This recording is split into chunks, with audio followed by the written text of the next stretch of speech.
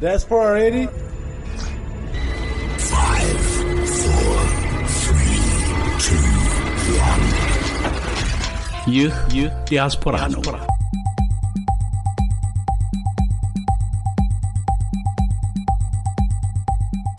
ከሸገር 102.1 ኤፍኤም ጋር በመተባበር የሚቀርብ ሳምንታዊ መርሃ ግብር ነው።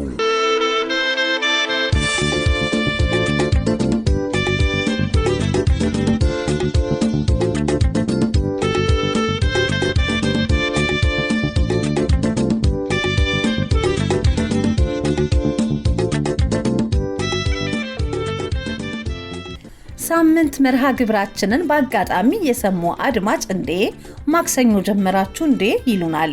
አዎና ከረቡዕ ምሽት ወደ ማክሰኞ አመሻሽ ካለፈው ሳምንት ጀምሮ እኮ መጣን እዚህ ሸገር ላይ እና እነሆ ከዩኤስ አሜሪካ መዲና ከዋሽንግተን ዲሲ የዲያስፖራ መንኮራኩር ልትነጥቅ እያኮበኮበች ነው። የዝግጅቱን ስንቅ ይዛ ለፍተ ቀደሙ ሲፈቅድም መስተንግዶ ሊቀርብ ተዋውላ እነሆ በራችሁን እየቆረቆረች ነው። ከዲያስፖራ የአንድ ሰዓት መርሃ ግብራችን ጋር አብራችሁ እንድትቆዩ ግብዣችን ነው ስንል የአክብሮት ሰላምታን እያቀረብን ቅድስት አቤነዘርና እኔም ኢሳይያስ ልሳኑ ከተባባሪዎቻችን ቴክኒኩን ከሚመሩልን ጋር ሆነን እጅ ነሳን። ምኞቴ ድረቴ በጊዜ ተሰብሰብ ምኞቴ ጥረቴ በጊዜ ተሰብሰብ ለፍቅር ያላበቃም ካለም በላይ ማሰብ ለፍቅር ያላበቃም ካለም በላይ ማሰብ።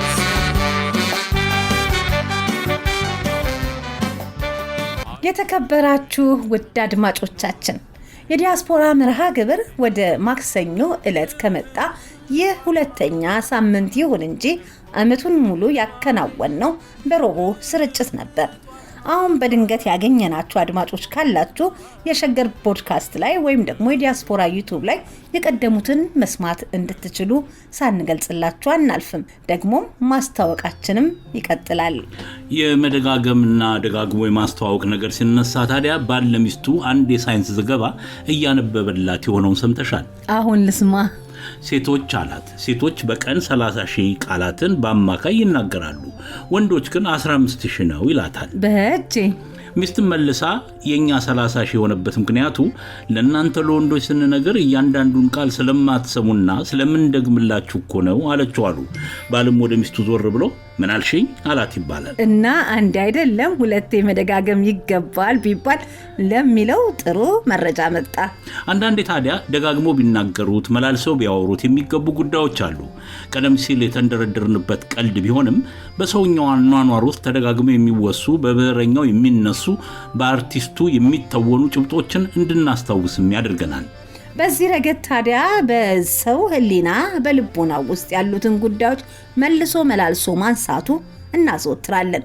በጥበባዊ ቃላችንም የምናጠነጥንበት ጉዳይ ከዚህ ይመነጫል።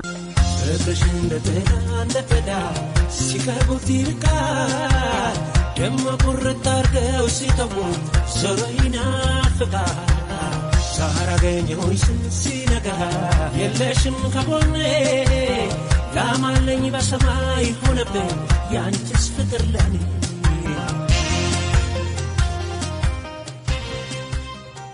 በነገራችን ላይ አዲስ አበባ ስልክ የጠራሁት ወዳጄ ምን እንዳስጠነቀቀኝ ታውቂያለሽ? መቼም ወደ ሀገር ቤት ስልክ ሲደወል ማስጠንቀቂያ ይህንን አድርጉልኝ የሚል ሰው አይጠፋም። ምን ገጠመ? ስልክ አውግቸው የሆዳችንንም ተጫውተን ካበቃን በኋላ ልሰናበተው ዳር ስል አደራህን አይዞህ እንዳትለኝ ይለኛል። ምን ማለቱ እንደሆነ ስላልገባኝ ምን ማለት ነው እለዋለሁ። አይ ብዙን ጊዜ ከዚያ ከአሜሪካ የምትደውሉ ሰዎች መጨረሻ ላይ አውርታችሁ ስታበቁ በል እንግዲህ አይዞ ማለት ታዘወትራላችሁ። እኔ ደግሞ አይዞህ የሚባለው ለምን እንደሆነ ስላልገባኝ አይዞህን ምን አመጣው ማለት ያልቀረም ይለኛል። እውነት እኮ ነው። ብዙ ጊዜ አይዞሽ አይዞህ ማለት አንደበታችን ላይ ክፉኛ የተለመደ ይመስለኛል። እኔም በሆነ እንደዚሁ ደውዬ አይዞሽ አይዞህ ሳልል አልዘጋም። እኔም የወዳጅን ምክር ሰምቼ ካበቃው በኋላ ነገሩ ፈገግ እንዳደረገኝ አውርቼው መልሼ በላይዞህ ብዬ አልሰናበተው መሰለሽ። ካፈርኩ አይመልሰኝ ይባላል እንዴ ነው። በል እንግዲህ ከሆነማ አንተም ቢሆን እኔ አይዞህ እላለሁ። ምን እኔን ብቻ አንቺንም አይዞሽ ቅድስት፣ አድማጮቻችንንም አይዟችሁ፣ በጥቅሉ አይዞን።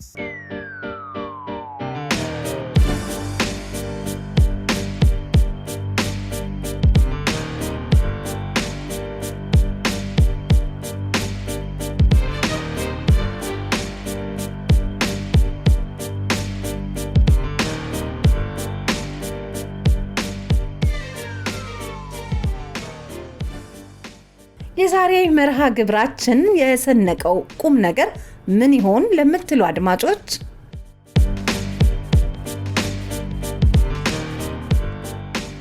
ምክንያቱም ምንድነው የፖለቲካ ውዥንብር ፈጣሪ ምንድነው በእኔ ግምት ለሶስተኛ ሰው መድህን ሆናለሁ ብሎ አንድ ሰው ራሱን ሲያቀርብ ነው። ራሱን ትቶ እኔ መልስ ነኝ እኔ ነፃ አውጪ ነኝ ብሎ ሲቀርብ የዛን ጊዜ ነው ስህተቱ የተፈጸመው። አየህ የፖለቲካ ፕሮፌሰር ተኮላ ሀጎስን ነው የምትሰሙት። ዛሬ በመጨረሻው ክፍል ውይይት በድምጽ ማህደራችን ተካቷል።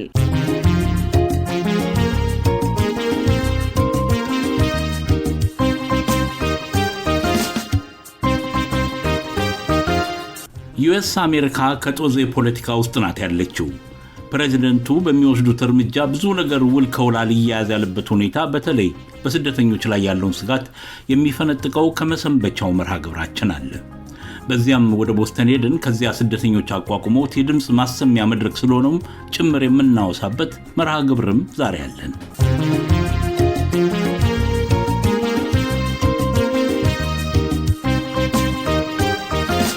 የኢሳያስ የጉዞ ማስታወሻ ከወዳጁ የጋናው ተወላጅ ታዲያስ ጋር የጀመረው ወግ አልተጠናቀቀም።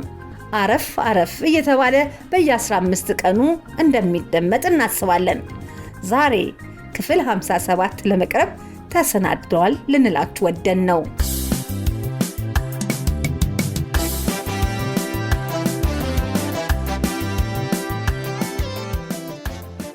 የተከበራችሁ አድማጮቻችን ሌሎችም ዝግጅቶች ይኖሩናል። አብራችሁ እንድትቆዩ በድጋሚ ግብዣችን ነው።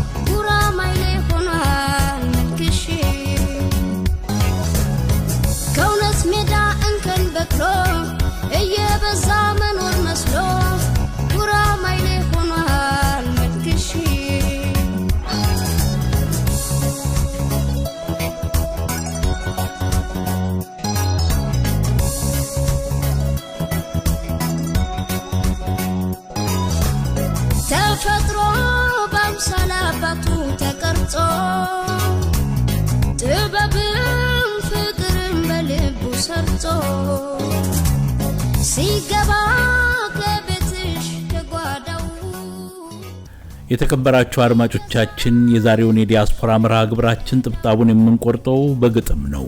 ወራዊው የስነ ግጥምና የወገበታችን በጥበብ እንኑር ላይ የቀረበና ያንኑ የተመለከተ በከያኒ በኃይሉ የታጀበውን አርማችንን መርሃችን የሆነውን ስነ ግጥም በማሰማት እንጀምራለን። በጥበብ እንኑር።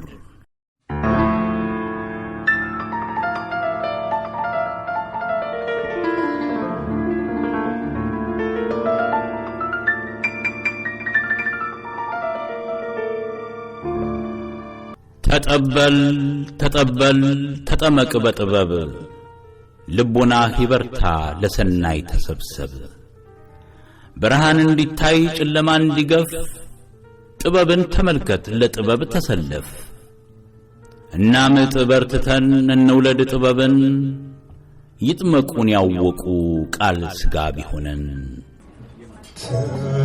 ተጠበል ተጠበል ተጠመቅ በጥበብ ልቦና ይበርታ ሰናይ ተሰብሰብ ብርሃን እንዲታይ ጨለማ ሊገፍ ጥበብን ተመልከት ጥበብን ተሰለፍ ናምጥ በርትተን ንውለድ ጥበብን አጥምቁን ያወቁ ቃል ሥጋ ሊሆን ያልጠገገ ቅጥበቱን ተሸክሞ እንደ እርግማን ለቆጠረ በቅዠት ዥረቱ ተጠልፎ በድንቁርናው ለቆመረ ደዌ ስብራቱን እያሰበ ሕይወት ብሎ ለሰከነ በዋይታ ለቅሶ ሙሾ አለሁ ብሎ ለጠምነነ ወግ ሳይኖረው ወግ እንዳለው ቀልብ ብሎት መደመሙን ከጎጆው ተከርችሞ በስጋቱ ተጥለፍልፎ እያሰበ ሞት ልፈቱን ከአዛባው ከፍርግርግ ከቁሻሻው ተለውሶ ከሚኖረው እንዲነቃ ከተኛበት ከደበተው ከእንጉልቻው ጠሩት እሱን ሊጠብሉት በጥበቡ አጥምቀው ሊያስደስቱት ያልኖረውን እንዲኖረው በብርሃን ሊፈውሱት በጥበብ ኑር ብለው ዘየዱለት በጥበብ ስም ቀደሱለት። ተጠበል ተጠበል ተጠመቅ በጥበብ ልቦና ይበርታ ሰናይ ተሰብሰብ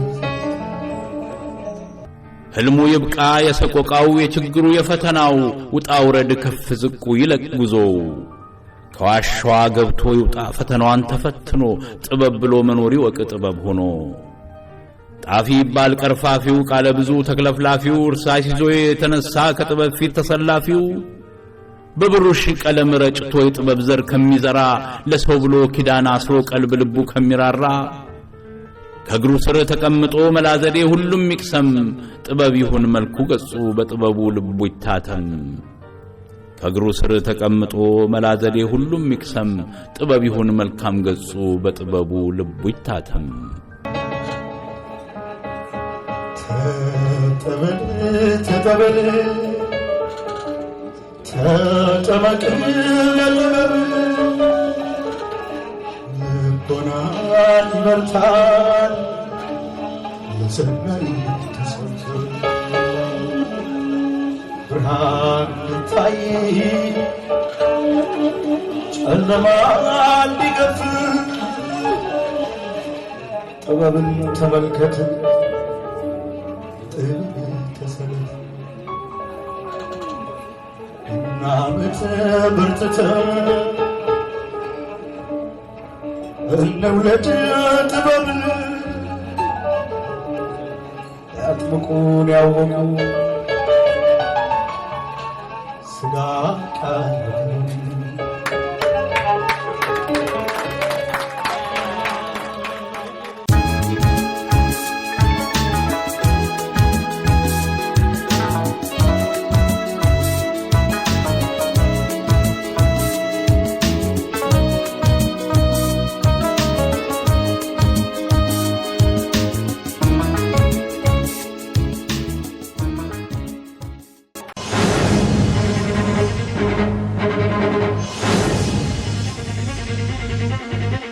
ይህ ከመሰንበቻው የተሰኘው አምዳችን ነው። በዲያስፖራ የምንኖረው ካለንበት አካባቢ ጋር ያለውን ወቅታዊ ጉዳይ በተለይ ስደትና ስደተኞችን የተመለከተውን ከዓለም አቀፍ ሁኔታ አካባቢያችን ከሚነካው ጋር የተያዙትን ነቅሰን የምናወጣበትና ባጭሩ የምናይበትም ይሆናል። አዲሱ የአሜሪካ ፕሬዝዳንት ትራምፕ ስደተኞችን በተመለከተ የወሰዱት አቋም ከዳር ዳር ከጫፍ ጫፍ መነጋገሪያ ከሆነም ሰንብቷል። ለበርካቶች ስደተኞች መጠለያ የሆነችው ሀገር አሜሪካ ባልተለመደ ሁኔታ ለስደተኞች እሾህ የሚያደርጋትን ሁኔታም ብዙዎችን እያነጋገረ ነው። ፕሬዝዳንቱ ጠበቅ ያለና አንዳንዴም ዋልታ ረገጥ አቋማቸውን ይፋ ያደርጋሉ። ታዲያ የአሜሪካ ስርዓት ደግሞ በፍትህ አካላቱ በኩል በእርሳቸው ላይ ገመዱን ጠበቅ እያደረገባቸውና ከስልጣኑ በላይ ተራመዱ እያላቸው ነው። በዚያ ዙሪያ ታዲያ አጭር ዳሰሳ ልናደርግ ነው።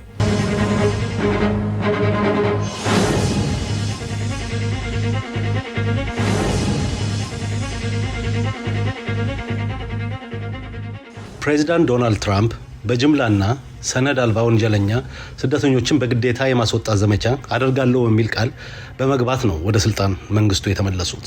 ወዲያውም ይህን ያረጋግጠኛል ያሉትን በስደተኞች ላይ ያነጣጠረውን የፕሬዝዳንታዊ ትዕዛዛትን በመፈረም ተግባራዊ እንዲደረግ ማዘዝ ጀመሩ። እጅግ አወዛጋቢና በህጉ አደባባይ ተግባራዊ ለመሆን በተሞከሩበት ጊዜ በሳምንታት እድሜ ውስጥ እነዚያ በስደተኞች ላይ ያነጣጠሩ ትዕዛዛቶች በበርካታ የሀገሪቱ ዳኞች መታገድም ጀመሩ። ዛሬ ፕሬዝዳንቱ 100 ቀናትን በነጩ ቤተመንግስት አሳለፉ ከተባለበት ምዕራፍ ላይ ሆነው ሲመለከቱት ብዙዎቹ የፕሬዝዳንት ትራምፕ ውሳኔዎችና ትዕዛዛት በአውራጃ በፌዴራልና ከዚያም በጠቅላይ ፍርድ ቤቱ ሳይቀር በእግድ በይቆይና በአሉታ የተያዙ ሆነዋል።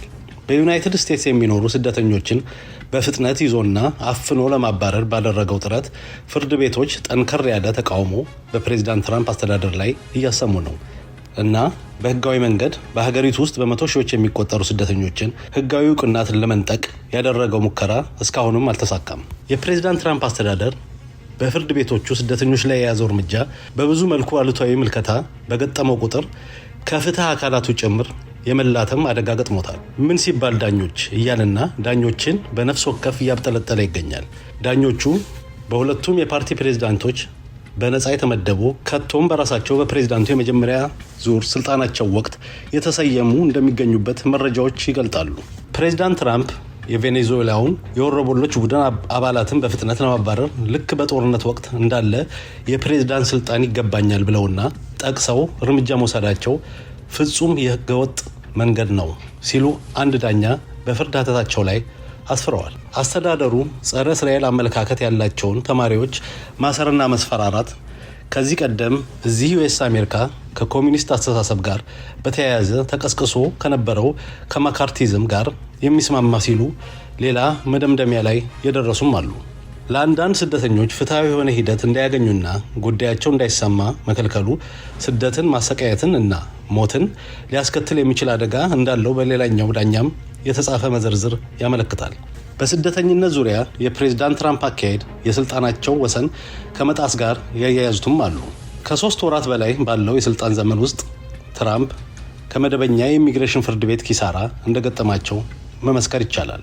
የፕሬዝዳንት ትራምፕ አስተዳደር የቬኔዙዌላ የወሮበላ ቡድን በግዴታ አፍሶ ለማስወጣት በ1798 የወጣውን የውጭ ሀገር ጠላቶች አንቀጽ በመባል የሚታወቀውም ለመጠቀም የሄዱበት አግባብ የህግ አንቀጹ ከዋጀው እጅግ የተራራቀ ነው በሚልም ኮሎራዶና በቴክሳስ የሚገኙ የሀገሪቱ የፌዴራል ዳኛ ፕሬዝዳንቱን መጠቀም አይችሉም በሚል አስምረውበታል። ለዚህ አብይ ማሳያ የሚሆነውና ከፍተኛ ውዝግብ ያጫረው የሜሪላንዱ የኪልማር አርማንዶ አበርጎ ጋርሲያ ጉዳይ ነው። አሁን ወደ ኤልሳልቫዶር ያደገኘው የወሮበላ ቡድን አባል ናቸው በሚል ወንጀለኞች ተብለው ተይዘው የተጓጓዙትን በተመለከተ የተቃውሞ አድማስን ያሰፋው አንድ በዚህ ወንጀል ያልተከሰሰና ለነዋሪነትም ህጋዊ ሂደት ውስጥ ያለ በሜሪላንድ ስቴት ነዋሪ የሆነው የኪልማር አርማንዶ አበርጎ ጋርሲያ በስህተት ወደዚያ አስከፊ ወህኒ የመጓጓዙ ዜና ነው። የትራምፕ አስተዳደር ባለፈው ወር ወደዚያ የኤልሳልቫዶር ወህኒ ከወሰደው በኋላ እንደ አስተዳደራዊ ስህተት የተፈጸመ ሲል ማለቱ የሚታወስ ነው እና ከዚያው እግር በእግር ተከትሎ ጋርሲያንን መልሶ የሚል ውትወታ ተጀምሯል። ከአውራጃ ፍርድ ቤት ውስጥ ከጠቅላይ መድረኩ ድረስ የጋርሲያን መመለስ በብርቱ የሚጠይቁ ውሳኔዎችና ትዕዛዛትም እየተላለፉ ናቸው። እንደውም ጋርሲያንን ወደ ዩኤስ ለመመለስ የሚያደርጉትን ጥረት ጋር ተያይዞ በየዕለቱ ወቅታዊ መረጃዎችን እንዲያቀርብ የፕሬዝዳንት ትራምፕ አስተዳደር በፌዴራሉ ዳኛው ፓውላ ሺኒስ ትዕዛዝ ከተሰጠ ሳምንታት ተቆጥረዋል። ጠቅላይ ፍርድ ቤቱም የፌዴራሉን ዳኛ ሐሳብ ተቀብሎ የፌዴራል መንግስቱ አብሬጎ ጋርሲያን በተቻለ ፍጥነት ወደ ዩኤስ አሜሪካ የሚመልስበትን እርምጃ እንዲያመቻችም አሳስቧል። ይሁንና ችግሩ ገና አልተፈታም። በስራ አስፈጻሚው ወይም በፕሬዝዳንቱ ዘርፍ በኩል ውሳኔውን በግልጽ እምቢ ለማለት ባይደፈርም የማጓተትና የመደናገር ስሜትን የመፍጠር ስራ ላይ የተተኮረ ይመስላል። ከቶንም የፕሬዝዳንቱ አስተዳደር የፍትህ እርፉን አቅምና ልክ በመፈተን ላይ የሚገኝ አስመስሎታል። ይህም ብዙዎች እንደሚተቹት የዚህ ፈተናና ፍትህ ዘርፉን የመገዳደር አይነተኛ ተልዕኮ በስተመጨረሻው ያለምንም ገደብ የፕሬዝዳንቱ ስርዓትና ስልጣን ያሻውን ለመፈጸም የሚያስችለውን መንገድ ለመያዝና ለማመቻቸት እንደ መወጣጫ መሰላል አይነት ሆኖ ያገለግለዋል እየተባለ ነው። ወደ ኤል ሳልቫዶር በስህተት የተጓጓዘው አብሬጎ ጋርሲያ የዚያችው ሳልቫዶር ዜጋ ሲሆን በሜሪላንድ ለ15 ዓመታት ያህል የኖረ ነው።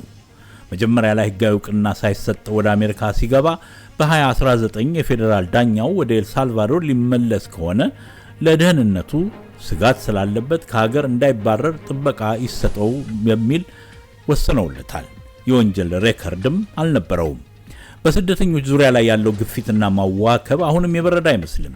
በፕሬዝዳንታዊ ትዕዛዝ ምክንያት ከዚህ ቀደም በውጭ ጉዳይ መስሪያ ቤቱና ከዓለም አቀፍ የስደተኞች ድርጅት ጋር ተያይዞ ይሰሩ የነበሩ ዘርፎች ሙሉ ለሙሉ በሚባል መልኩ የመዳከምና የመዘጋት ዕጣ እንደገጠማቸው በዘርፉ የተሰማሩ የሚገልጹት ጉዳይ ነው።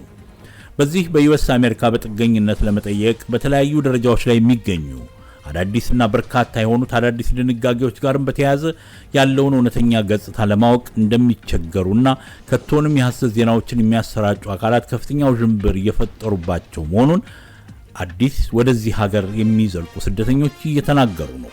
በዚህ ረገድ የስደተኞችን ጉዳይ በተመለከተ ከሚመለከታቸው ክፍሎች የሚወጡትን በቀጥታ መከታተል እንደሚገባም ይመከራል። አድማጮቻችን ለዛሬ ከመሰንበቻው ያጠናቀርነው እዚህ ድረስ ነበር።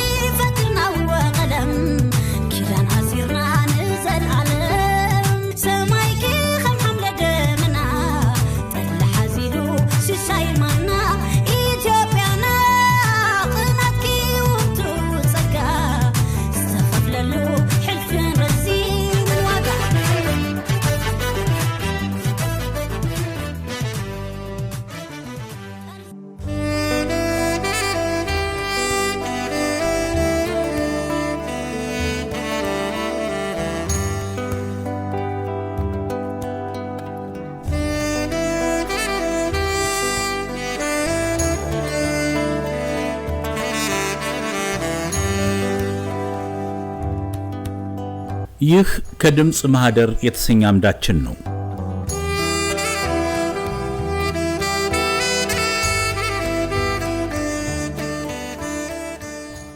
ሀገራዊ፣ ባህላዊ፣ ኢኮኖሚያዊ፣ ማህበራዊ የሆኑ ውይይቶች ከሐሳብ ገበያ ቀርበው ሲሰሙ ባርመሞ ይዛሉ፣ ጥሞናን ይስባሉ። ካለፈው ለመማር ዛሬን ለመመርመር ነገንም ለማዋቀር የሚረዱ ሐሳቦችም ይመነጫሉ። ሰው ለዛሬ ብቻ አልተፈጠረም፣ ለነገ እንዲያሸጋግር ድልድይ እንዲሰራ ጭምር እንጂ። ዛሬያችን ላይ ስንወያይ ታዲያ የተራራቀ ሐሳብ ይኖረን ይሆናል።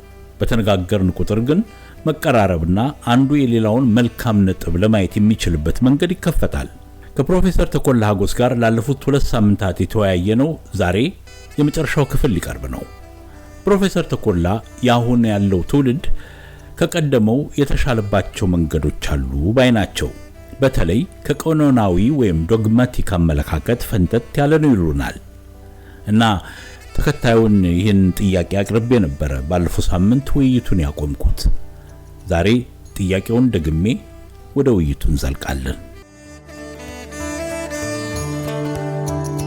የአሁኑኛውን ትውልድ ቀደም ሲል እንዲሁ በጨረፍታ ተናግረውት ነበር። የአሁኑ ትውልድ ደግሞ ለየት ያለ መልክ ያሳያል፣ ለሐሳቦችም ነፃ የሆነ ውይይት እንዲካሄድ መንፈሱ የተመቸ ነው ብለው ነበር። የአሁኑኛውን የለወጠው ሁኔታ ምንድን ይላሉ? እንደ አስኳል ውስጥ እንዳለ አልሆነም። እንቁላል ውስጥ እንዳለ ተደርጎ አይደለም አሁን ያለው ትውልድ። ቤቱ ቢሄድ ቤተሰቦቹ በተወሰነ ደረጃ ቢሆኑ የተማሩ ናቸው። የትምህርትን ዋጋ ያውቃሉ። ስለዚህ ይጠይቁታል። የተወሰነ አመለካከቶች በእነሱ ላይ የሚያየው የመወያየትና የመቻቻልን የሚያሳይ ነገሮች ያያል። በቅርቡ ጓደኞቹም ቢሆኑ ያንኑ ቀን በቀን የበለጠ የሚያጎለምሱለት እንጂ ወደ ዶግማ የሚወስዱት አይደሉም። ምክንያቱም አሁን የምታያቸው ልጆች ለምሳሌ አንድ መለያቸው ገንዘብ ማግኘት ይፈልጋሉ፣ መክበር ይፈልጋሉ። ያንን ደግሞ ለማድረግ ከመንግስት ጋር በመቅረብ ብቻ ሳይሆን ራሳችንም ሰርተን ልንደርስ እንችላለን ያለው ሁኔታ ነው እንግዲህ ይሄን የፈጠረባቸው። ስለዚህ የተሻለ ለህይወት ያላቸው አመለካከት እኛ ከነበረ ለህይወት አመለካከት የተሻለ ነው ብዬ ነው የምገምተው። እኛ ስናድግ አስተሳሰባችን ምንድነው? ትምህርት ስንጨርስ መንግስት ስራ ይሰጠናል። በመንግስት ስራ አድገን እንደዚህ ቦታ እንሆናለን፣ ሚኒስትሮች እንሆናለን፣ እንላለን። እንደዛ አይነት ነገር ነው። የአሁኖቹ ልጆች ሳያቸውና ሲናገሩ ስሰማቸው የምታየው ምንድነው? ሰርተን ገንዘብ እናገኛለን። ሰርተን መንግስት የሚለው ጥያቄ እንደውም አያቀርቡትም፣ አያመጡትም የዛን ያህል። ምክንያቱም ውሱን መሆኑ ገብቷቸዋል። ምክንያቱም ማንኛውም ነገር በመንግስት ደረጃ ሊሰራ እንደማይቻል፣ በዛ ላይ ደግሞ የተፈጠረው ሁኔታ ውትብትብነቱ፣ ዘመዳዊነቱ፣ ጎሰኛነቱ ይሄ ሁሉ ተጨማምሮ በድርጅቶች ላይ ወይም የተደራጀ የመንግስት አካላት ላይ ያላቸው ተስፋ መጠነኛ ነው። ይልቅ ምንድን ነው ያደረጉት? በራሳችን ብናደርግ ትንሽ ማህበር ጎረቤት የሚተዋወቁ ወይንም በትምህርት ቤት የተላመዱ ወይም ስራ ቦታ ተገናኝተው የተገናኙ ወይም ስራ ሲፈልጉ የተገናኙ ጥቂት ሆነው እኛ ተሰባስበን አንድ ነገር ብናደርግ ወደሚለው አይነት ተለወጠ። ይህ እንግዲህ ያስተሳሰብ ለውጥ ነው፣ ቀላል ለውጥ አይደለም። እንደዚህ አይነቱ ነገር ሲሰፋ የፖለቲካ ለውጥ ያስገኛል እና ሀቀኛ የሆነ የፖለቲካ በዶግማ ላይ የተመሰረተ በእኛ ጊዜ የነበረው የቀኝ ክንፍ ወይም የግራ ክንፍ አይነት አይደለም። ይሄ ከህይወታቸው ጋር በቀጥታ ግንኙነት ያለው የስራ ውጤታቸውንም ወደፊት ሊያበለጽግ ሊያጎለብት ስለሚችልላቸው ቀጥታ የተያያዘ ከፖለቲካ ጋር ሊቃረብ የሚችል ሊያቃርቡት የሚችሉት ሊነክሱት የሚችሉት ሊይዙት የሚችሉት ነገር ነው የሚቀርቡት ማለት ነው። ስለዚህ ፖለቲካቸውን በዛው መጠን የረጋ እና በእኔ ግምት ደግሞ ተስፋ ያለው ወደ ብጥብጥ የማይወስድ ተወያይቶ ሁኔታ ለመፍጠር የሚችል ለውጥን ለማምጣት የሚችል ነው ብዬ ነው የምገምተው። ይሄንን ስል ደግሞ በመካከሉ አደናቃሽና አበላሽ ቡድን የለም ማለት አይደለም። አንዳንድ ሰዎች፣ አንዳንድ ማህበራዊ ተቺዎች አሁን ያለው ትውልድ ቅድም ያሉትን የጠቀሱትን መሰረታዊ ጉዳይ ያነሱና ለገንዘብ የሚሮጥ ስለሆነ የማህበረሰብ አመለካከቱ በተወሰነ ደረጃ የቀጨጨ ነው ወይም ደግሞ አናሳ ነው የሚሉ ክፍሎች አሉ። ምን ይላሉ? ትክክል ነው ጥያቄ እና እኔ ለዚህ ላይ ለምሳሌ ሙሉ ለሙሉ አልስማማም። እና ይሄን አልገባችሁም ነው የሚለው ሰዎች ፖለቲካ ሂደት ምን እንደሆነ የህብረተሰብ አስተዳደግና የኢኮኖሚና የፖለቲካ ኢንተርፌስ እንዴት እንደሆነ አልገባችሁም ነው የሚለው። እንደዚህ የሚሉትን ሰዎች ነገሩን በደንብ አድርጋችሁ ሂዳችሁ እንደገና ተመራመሩ፣ ታስቡበት እላለሁኝ። እኔ እሺ አንተ ካሰብክበት ምንድን ነው የምትለው ለዚህ ብትለኝ የምናገረው ነገር አለ። ይሄን ጥያቄ ብዙ ጊዜ አውጥቼ አውርጄው ማአት ጊዜን ያጠፋሁበት ነው። እነዚህ የአዲሱን ትውልድ የማመሰግንበት ምክንያት አለኝ። ምክንያቱም ምንድነው የፖለቲካ ውዥንብር ፈጣሪ ምንድነው? በእኔ ግምት ለሶስተኛ ሰው መድህን ሆናለሁ ብሎ አንድ ሰው ራሱን ሲያቀርብ ነው። ራሱን ትቶ እኔ መልስ ነኝ፣ እኔ ነፃ አውጪ ነኝ ብሎ ሲቀርብ የዛን ጊዜ ነው ስህተቱ የተፈጸመው። አየህ፣ የፖለቲካ እድገትና ጉንስና የማየው እንዴት አድርጌ እረዳለሁ፣ እንዴት ልጥቀም ራሴን በትክክለኛ መንገድ ሰውን ሳልጎዳ ወይም ሰው ጋር የሰውን ላይ በደል ሳልፈጽም ሰርቼ ራሴን እንዴት አድርጌ ነው የማሻሽለው፣ ህይወቴን እንዴት አድርጌ ነው የማሸንፈው የሚል ሰው ተስፋ አለው ባይ ነኝ እኔ ለአንድ ህብረተሰብ። ይሄ ነው ህብረተሰብን የሚገነባ። እንዲህ አይነቱ ሰው ነው፣ እንዲህ አይነት አእምሮ ያለው ነው። ይሄ አድናለሁኝ የሚል ሰው፣ ነገ ነፃ ወጣለሁ የሚል ሰው ነገ ጧት ምንድን ነው የሚሆነው? ራስን ላይ ቁጥጥ ነው የሚለው። ስታሊን ነው የሚሆነው፣ ሌኒን ነው የሚሆነው፣ መለስ ዜናዊ ነው የሚሆነው፣ መንግስቱ ኃይለማርያም ነው የሚሆነው። ተግባባን አነጋገሬ እንዴት እንደሆነ ይገባኝ በደንብ እና እኔ ሁልጊዜ ትልቅ አክብሮት የሚሰጠው ሰው መጀመሪያ እንዴት አድርጌ ህይወቴን ላሸንፍ ብሎ ሲነሳም አንደኛ ሀምብል ነው። እንደዛ አይነት አቀራረብ እዚህ ዓለም ውስጥ ነው ያለው። አንድ ህይወት ይዞ ነው የመጣው። በኃላፊነት ለማንም የሚያስጠይቀው ነገር የለም ከራሱ ሌላ። መጀመሪያ ግን ራሱን ለመጥቀም ሲል የግድ መተባበር አለ። አንድ ማሳ ራሱን ብቻውን ሊያርስ አይችልም። የሚያግዘው ያስፈልጋል። ቤቱን ራሱን ብቻውን ሊኖር አይችልም። ማግባት አለበት። ለማግባትና ደግሞ ቤት መስርቶ ለመኖር ይህንን የሚያገባውን ሰው ማክበር አለበት። ተናንቆ ጋብቻ የለም እና እነዚህ የአንድ ህብረተሰብ የእድገት ምሰሶ ናቸው። ይሄ አድንሃለሁ ነፃ አወጣሃለሁ የሚለው አይደለም። የህብረተሰብ ምሰሶ ዋና ለኢኮኖሚውም ይሁን የፖለቲካውም አሰካክና አቀነባበር ይሁን እንዲሁም ደግሞ ለካልቸር ምዝገት ይሁን ይሄ አይነት አመለካከት ዋናው የሚረዳ እና ስለዚህ ነው ይሄንን እዚህ ትውልድ ላይ ሳያቸው እነዚህ ልጆቹ እንዴት አድርገን ራሳችን ህይወታችንን እናሸንፋለን፣ እንዴት አድርገን ስራ ለራሳችን እንፈጥራለን። እንግዲህ እዚህ ላይ የህብረተሰብ እና የቤተሰብ የሃይማኖት አባቶች መሰረታዊ የሆነ ድርሻ አላቸው።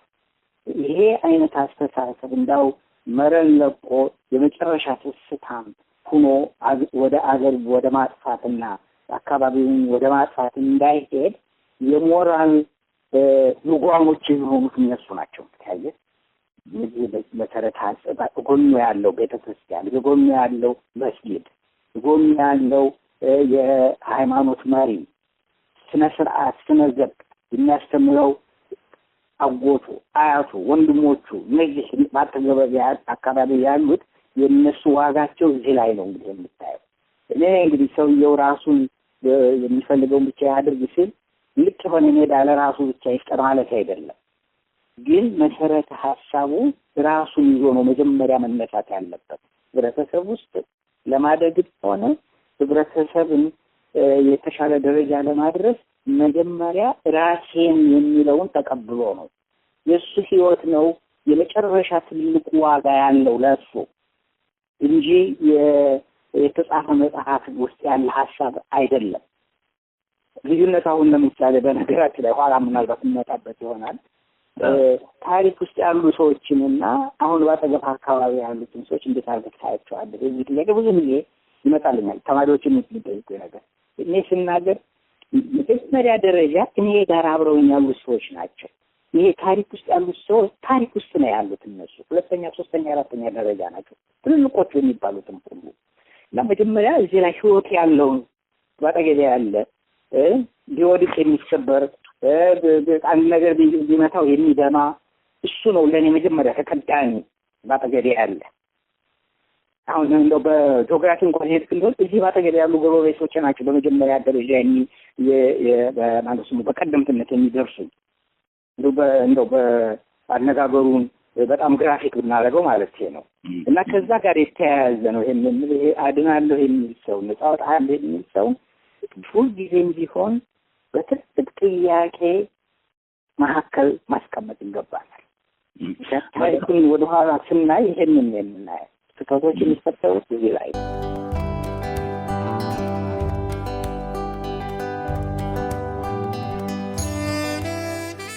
አንዳንድ ጊዜ በውይይት ውስጥ ራሳችንን የምንጠይቅባቸው እኔስ ብለን በመስተዋት መልሰን ራሳችንን የምናይባቸው አጋጣሚዎች ውስን ናቸው። በተለይ እንደኛ ባለ ህብረተሰብ ውስጥ ያሉ አላቃ ወይም ኤሊት የሚባሉት የህብረተሰብ ክፍሎች ቆመው ተቀምጠው ስለራሳቸው ጥቅም ብቻ ማሰባቸው ብዙ ያስወቅሳል። በዚህ ረገድ ደግሞ የዲያስፖራን ተሳትፎና ሚናን አስመልክቼ ለፕሮፌሰር ተኮላ ሀጎስ እንደ መጨረሻ ጥያቄ አነሳውባቸው። እኔ የማየው ግለሰቦችን ነው። በተቀዳሚ የማየው ግለሰቦች፣ የሚራብ ግለሰብ አለ፣ የሚበላው ያጣ ግለሰብ አለ፣ የደከመ የሚጦረው ያጣ ግለሰብ አለ። መጀመሪያ ከዛ ለምን አትጀምሩም? እዚህ ያላችሁ ፖለቲከኞች ነን የምትሉት በነቂስ እያንዳንዳቸውን ብጠይቅ ምን ያህል ገንዘብ አዋጣሃል ድህነት የተቆራመተ ሰው ለመርዳት?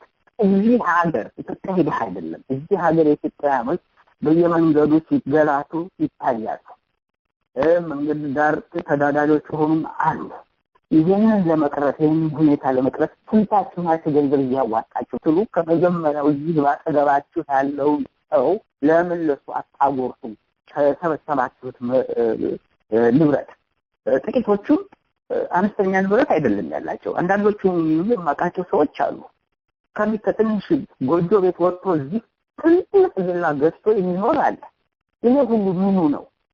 መጀመሪያ ከነይ ይጉደል ብሎ ነው መጀመሪያ ያለበት አንድ ሰው። እኔ ላደርግ የምችለው ነገር አለ በግል በሰውነት ደረጃ ዚባገሬ ተራበ ኢትዮጵያዊ ታለኝ ማንም አይደል በኢትዮጵያ ብቻ ሳይሆን አንድ ተራበ ታለኝ ነው ለሱ ቆርሼ ለማጥመት አይዞህ ለማለት መብቃት አለብኝ። አሁን መጀመሪያ ለመክፈት ዲሞክራሲ የለም ወይም ዲሞክራሲ እንዲሁን ከማለት በፊት መጀመሪያ ማጥራት ራስን አለ የሚልበት ዋናው ምክንያት ይሄ ነው። የአስተሳሰብ አመለካከት ለውጥ እኔ ማን ነኝ? ምን ቦታ ነው ያለሁት? በምን ደረጃ እየኖርኩ ነው? በጎኔ ያለው ጎረቤቴስ ማን ነው? በምን ደረጃ ነው የሚኖረው? ምን ላደርግ ይችላል? ልረዳ ይችላል? መጀመሪያ ተጠያቂ ያለበት መጀመሪያ መጠየቅ የሚገባው ይሄ ነው። ተጠያቂ ወይም የሚጠየቀውን ጉዳይ ለጎረቤቴስ ምን አደረገ? ከዚህም ደግሞ ተቀዳሚ የሆነ ጉዳይ አለ። ለመጀመሪያ ደረጃ ለራስህ ምን አደረግክ? የመጀመሪያው ጥያቄ ከሁሉም ተቀዳሚ ራስህን በሚገባ ይዘሃል ወይ? በሚገባ ስል ዝም ብሎ ይሄንን ክትፎ መጉረስና ምንድነው ጥሬ ስጋ መብላት አይደለም። ራስን ማጥናት መጀመሪያ አእምሮ ማጥናትን ነው የምመለከት። ከስስት መራቁ፣ ደግነት፣ ቸርነት፣ ሰውን ማክበር እነዚህ ናቸው በተቀዳሚ ሰውየውን ቅርጽ የሚሰጡት። ይህንን እያደረጋችሁ ነው።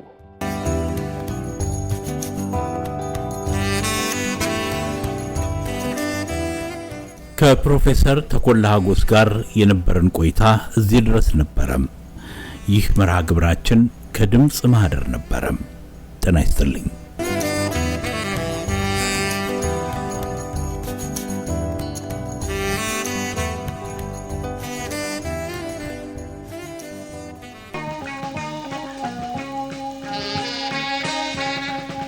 ጨክና ከቀረት ስወዳት ርቃኝ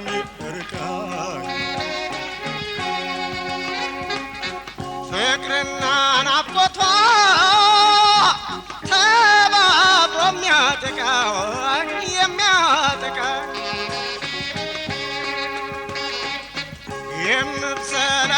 የምብሰለሰለው ብቻዬን ናፍቄ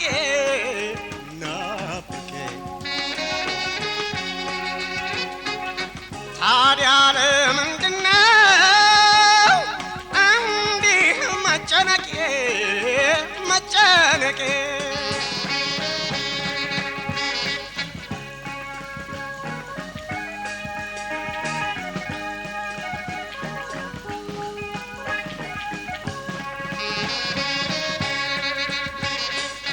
ሳላያት ከዋልኩኝ ለአንድ ሰሞን እኔ እንባይ ቃጣዋል። ለምንድነው አይኔ የቀኗን ንስና ደግሞ በሌሊቱ ምን ይባላል በሷ ልቤ መዋተቱ?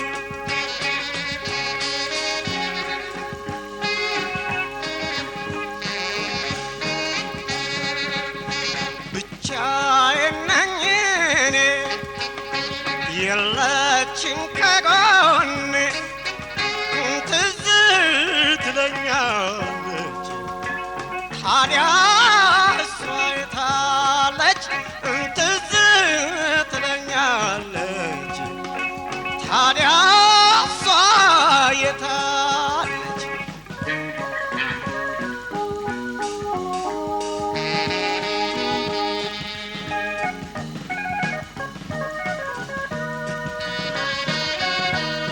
የጉዞ ማስታወሻ ክፍል 57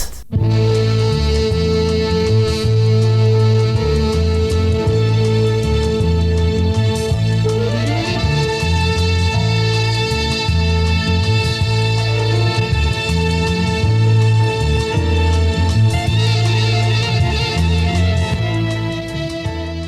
እንደምን ሰነበታችሁ ውድ አድማጮች። ሞቅ ያለው ውይይታችንን ያስተጓጎለው የተሳፈርንበት ወይም የምንበርበት የሀገር ውስጥ አውሮፕላን ከዴይተን ዓለም አቀፍ አውሮፕላን ጣቢያ ልታርፍ ስታኮበኩብ ነበረ። በበጋው ወቅት ስትጓዝ እኮ የደመና ኮረኮንች ብዙም አይገጥምህም አለ ታዲየስ ከመድረሳችን ጋር 2 ሰዓታት ምንም ስላልተሰማን።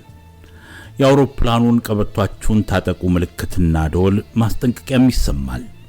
ቀደም ሲል ከጋናው ተወላጅ ጉዞ ወዳጄ ታዲየስ ጋር የጀመርነው ውይይት ልቤን እንዳሞቀውና እንዳንጠለጠለው በመቅረቱ ቅር የሚል ስሜትም ይሰማኛል። የጥንቶቹ የኩሽ ግዛቶች ድንቅ ኢትዮጵያውያን የሚለውን የአፍሪካ አሜሪካዊቷ ድሩስላ ዳንጄ ሂውስተንን በ1926 የተጻፈውን እያገላበጥንና እያወጋን ከዚያም እየተስፈነጠርን ወደ ሌላው እየሄድንም ስናወጋ ቆይተን የውድ ሀገሬን የትላንት ከፍታ ለአፍታ አሜሪካውያን ለአፍሪካ ዲያስፖራ መታወቂያቸው ከፍታቸው የተራራዋ ከተማ የመሆኗን እውነታ ባይን ህሊናዬ ያሰብኩና ያውጠነጠንኩም ነበር። በዚያ ዘመን ግን ብዬ ጀመርኩ አውሮፕላኗ በረጅሙ ተንፍሳ ከተዘጋጀላት ስፍራ መቆም እንደጀመረች ወደ ታዲየስ ወዳጄ ዞሬ ያ የተንጠለጠለውን ውይይት በመቀጠልም አይነት ነው 1892 ነው ያልከኝ ጥያቄ ያደረኩት። አዎን 1892 በደቡብ አፍሪካ ከአውሮፓው ለመለየት ከቶም የራስ የሆነውን ለማዋቀር ብለው የኢትዮጵያ ቤተክርስቲያን ብለው እዛው ደቡብ አፍሪካ ባንቶቹ ሰይመው አቋቁመው ነበር። ይገርማል ሀገርህ ብዙ ትኩረት የሳበችበት ወቅት አለ። ምልህ እዚህ ድረስ ምን ያመጣን መሰለህ አለ ታዲየስ ረጅም ንግግሩን ገታ አድርጎ። ከመቀመጫችን በላይ ያለውን የሻንጣ ማስቀመጫ ካቢኔ መሰል መከፋፈት ተጀምሯል። እኛም በእጃችን የምናንጠለጥላቸውን ሻንጣዎቻችንን አውጥተን ይዘን ከአውሮፕላኗ መውረድ ያዝን። ዓለም አቀፉ የአውሮፕላን ማረፊያ ብዙም የተጨናነቀ አይደለም። የዴይተን ግን ደስ የሚል ማዛና ለስለስ ያለ ሙዚቃ እየተሰማበት ሻንጣ የያዘው ተጓዥ የተጻፈውን አመልካችም እያነበበ ከወዲያ ወዲህ ይጓዛል። ትንሽ ከተማ እኮ ነች ዴይተን አለ ታዲየስ። አውቃለሁ ታሪካዊ ናት ግን አልኩኝ ከታክሲ መደዳው እኔና ታዲየስ ደሞ ደርሰን ለ2 ቀናት ቆይታም ቢሆን ወደምናርፍበት ሆቴል ይዞን እንዲሄድ ገባን። ካንዱ የበጋው ወቅት ፀሐይ ማልዳ መስኮቷን ከፍታ የበረታ ሙቀቷን የምታካፍል ቢሆንም ወበቅ ስለሌለው ብዙም አልተቸገርንም። ኒውዮርክ እንደገጠመን ወበቅ አይደለም። እዚህ እቃችንን አስቀምጠን ወደ ጉብኝታችን በዚሁ ብንሄድ ይሻላል ብዬ ነው አለ ታዲየስ። ሰዓቴን እኔ ተመለከትኩ፣ መስማማቴንም ገለጽኩለት። የአውሮፕላን ማረፊያው ከከተማው ፈንተት ብሎ የተገነባ ሲሆን ከጥቂት ደቂቃዎች ጉዞ በኋላ በመልክ የተገነቡትና አንድ ቦታ ችምችም ካሉበት ዘለቀን። የዴይተን አራዳ መሆኑ ነው። የዴይተን ከተማ እንደ ሌሎች የአሜሪካ ከተሞች ብዙም የተንጠራራችና ደረቷን የነፋችም አይደለችም። ኒውዮርክን አይተህ ዴይተንን ስታይ የሰማይና የምድር አይነት ለውጥ ነው ያላቸው አልኩኝ ከታክሲ ወርደን እቃችንን ከምናስቀምጥበት ሆቴል ስንደርስ። 130,000 ህዝብ ያላት ከተማ እኮ ነች። ከኒውዮርክ ጋር ማን ይወዳደራል ብለ ነው ታዲየስ ነበረ። በርግጥም ከዚች መዲና የመጣ ነው በአፍሪካ አሜሪካውያን ታሪክ ውስጥ ልዩ ስፍራ ካላቸው ውዳሴ ለኢትዮጵያ በሚል ግጥሙ ያኔው የኢትዮጵያኒዝም ጉዞ በጥበቡ በስነ ግጥሙ ያስተላልፈው የገነባው ፖል ሎሬንስ ዳንባር መታሰቢያን ለመጎብኘት ነው። ዴይተን በጣም ለዓለም ባለውለታ የሆነችበት ከፖል ዳንባር ሌላ ያበረከተችው እንዳለ ታውቃለህ ታዲየስ ነበረ ወደ ዴይተን ዳንባር መታሰቢያም እያመራን የተናገረው። ማለት አልኩኝ የአውሮፕላኑ ፈጣሪያን ራይት ብራዘርስ እዚህ ነው ተወልደው ያደጉትና ፈጠራቸውን የሚያበረከቱት አለ ታዲየስ ጨምሮ። አፍሪካ አሜሪካዊው ሎሬንስ ዳንባር እንደውም ካንዱ ኦርቪል ራይት ጋር ወዳጅ ነበር የሚል ነገርም አንብቤያለሁ አልኩና ጨመርኩበት። የባለ ታሪኩ የሎሬንስ ዳንባር መዘክርን ስንፈትሽ ያነበብኩትን በመናቤም እያውጠነጠንኩ ነው። የፖል ሎሬንስ ዳንባር ቤት በመታሰቢያነት ተሰይሞ ይገኛል።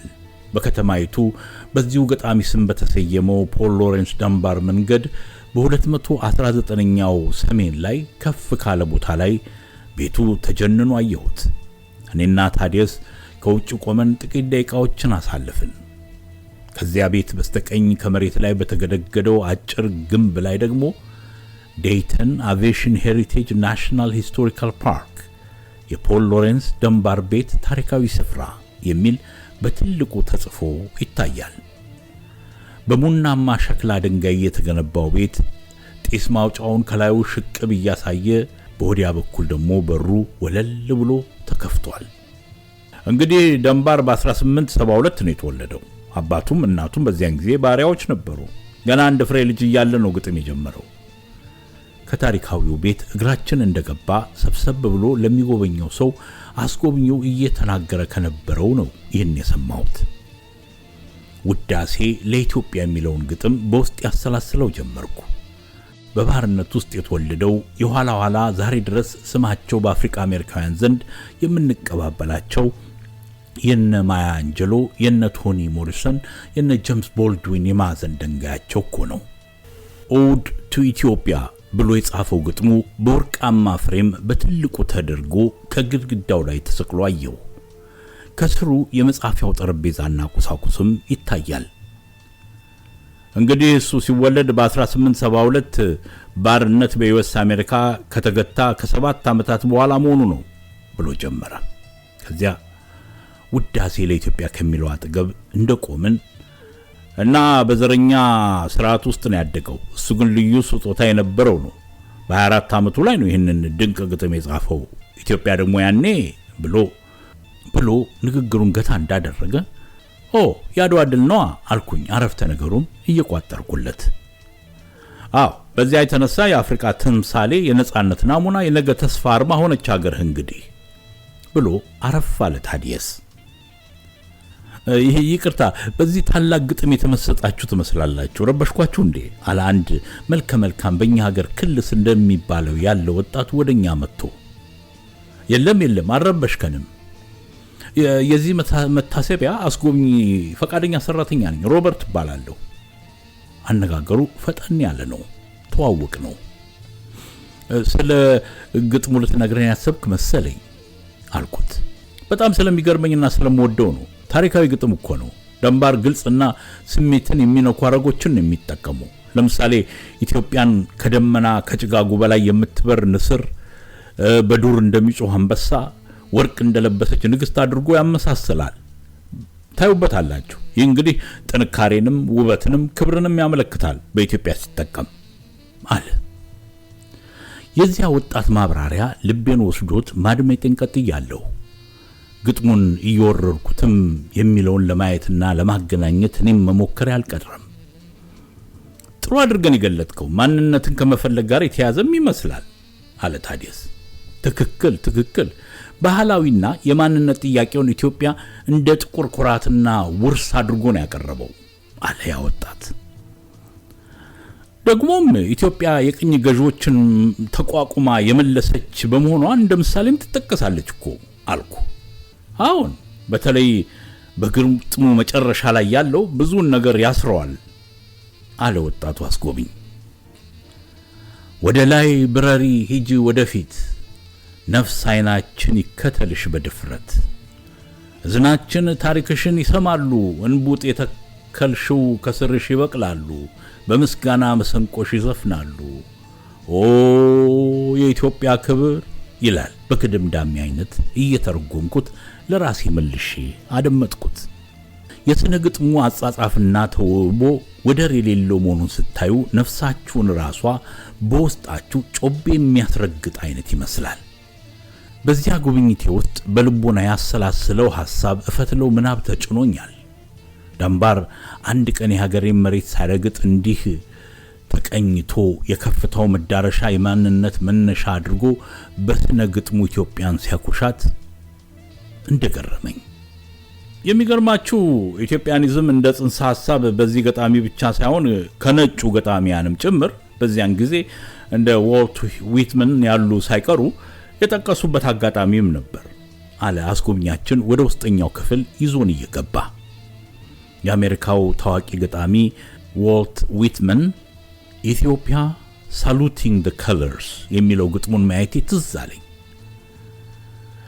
የኢትዮጵያ ባንዲራ የለበሰች ጥቁር ሴት ከርስ በርሱ ጦርነት የአንድነት ሰራዊት ጋር ሆና የሚያሳየው ግጥሙ የማንነትና የትግሉን አድማሱን አያይዞ የሚያሳይበት እንደሆነም ታዩታላችሁ። አላስጎብኘው ያንን ግጥም ደግሞ እያበራራልን በዚያ ዘመን በዚያ የታሪክ መስቀለኛ መንገድ ላይ የኢትዮጵያ ስም በከፍታ የተነሳበት የጥቁር ሕዝብ መድህን የመሆኑ እውነታ አልኩኝ። ያሁኑን አስቤ ኮንፈረንስ አላውቀው እየመጠጥኩ መላ ህይወቱን እዚህ ነው እንዴ የኖረው ደንባር? ታዲያስ ጠየቀ ድንገት። የለም ኒውዮርክ ሄዶ ነበር። እዛ እንደርሱ ደራሲ የሆነች ኤሊስ ሩት የምትባል አግብቶ ትንሽ ቆይቷል አለ አስጎብኛችን እየመለሰ። የአፍሪካ አሜሪካዊው የፖል ሎሬንስ ዳንባር ምስሉ በትልቁ ከዋለበት ግድግዳ ላይ ተሰቅሎ ቁልቁል ሲመለከት ጎብኚውን ሁሉ የሚያስፈራራና የሚጠይቅም ይመስላል። በለጋነቱ ነው ከዚህ ዓለም በሞት የተለየው አለ ያው አስጎብኛችን እየቀጠለ። ልክ ወደ 33 ዓመቱ ላይ ነው ያረፈው። ወይ እውነትም በወጣትነቱ ነው የሞተው አልኩኝ። በሳምባ ነቀርሳ ነው ያለፈው። ከ600 በላይ ግጥሞችን ጽፏል። 20 መጽሐፍትን አሳትሟል እያልን እኛም እየተከተልነው ወደ መጨረሻው የታይታ ክፍል አመራን። በነገራችን ላይ የመጀመሪያውን መጽሐፉን ያሳተመው ኦክ ኤንድ አይቪ ይላል ርዕሱ። በጓደኛው ኦርቪል ገዛ ነበር። ኦርቪልን ታውቁታላችሁ አለና ከፊታችን ካለ አንድ የነጭ ምስል ላይ አመለከተን። እኔና ታዲያስ አይናችንን ወደዚያ ወረወረን። ኦርቪል ራይት ጓደኛው ነበር። አውሮፕላን ከሰሩት የራይት ወጣቶች መካከል አንዱ ነው እንግዲህ አለን።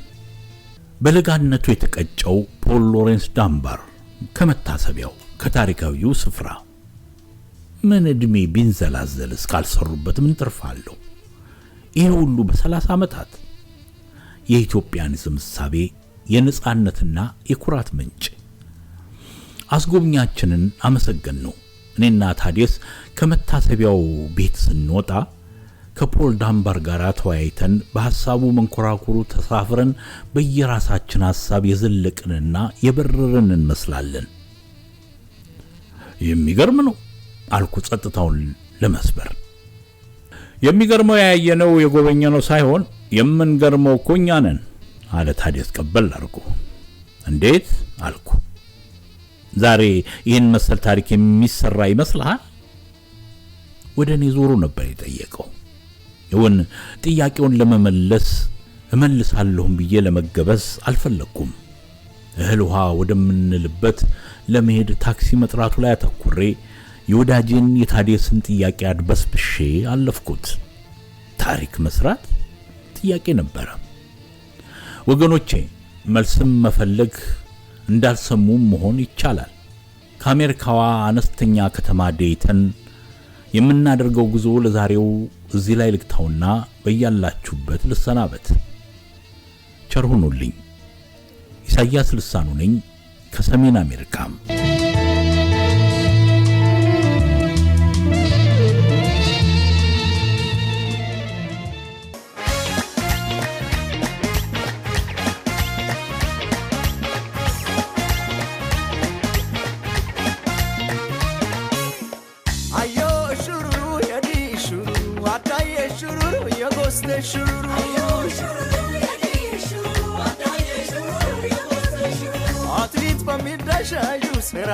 መልካም ይባቢደሽ አጀው መንገዳደሽ።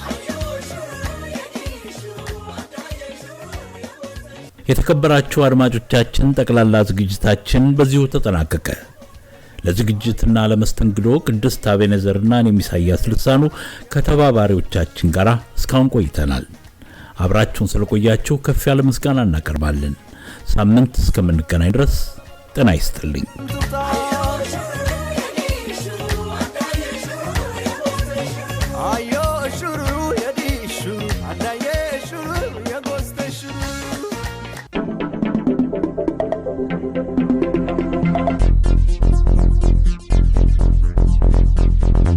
ስትከታተሉት የነበረው መርሃ ግብር ከዲያስፖራ ራዲዮ ነበረ።